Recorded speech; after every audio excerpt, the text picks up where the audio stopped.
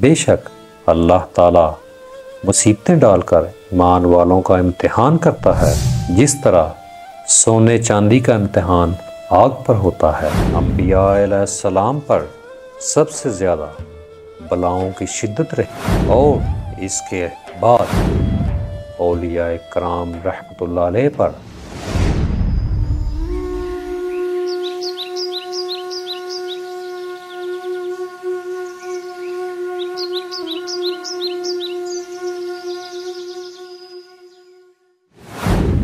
اعوذ باللہ من الشیطان الرجیم، بسم اللہ الرحمن الرحیم۔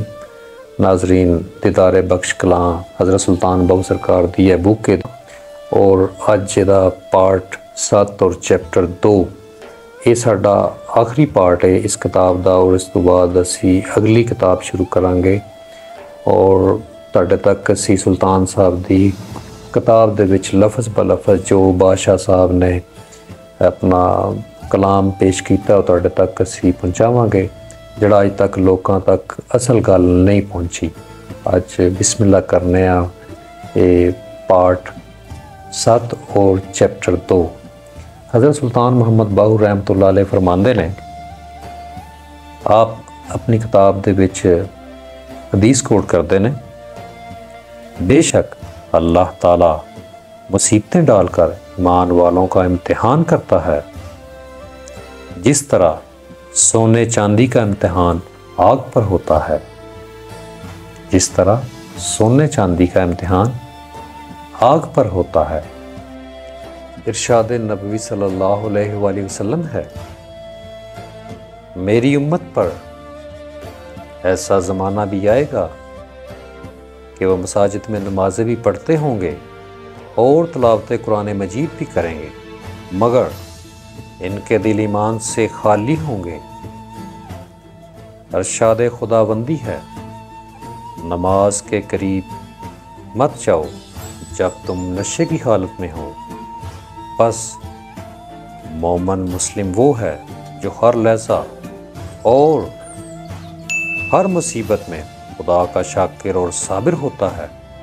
حدیث، انبیاء علیہ السلام پر سب سے زیادہ بلاؤں کی شدت رہی اور اس کے بعد اولیاء کرام رحمۃ اللہ علیہ پر خدا کا راستہ تمام کا تمام امتحان ہے، وہی روح ہے، نہ ہی اس راستے میں تفرقہ ہے اور نہ ہی پریشانی۔ فقر کے ساتھ شاہانہ جمعیت ہے، جو کوئی فقر طلب کرتا ہے وہ گویا سولی کا طالب ہوتا ہے۔ اے باہو رحمۃ اللہ علیہ، فقر کیا ہے؟ یہ تلوار ہے، جو کوئی فقر طلب کرتا ہے تمامیت گویا اس پر تمام ہو گئی۔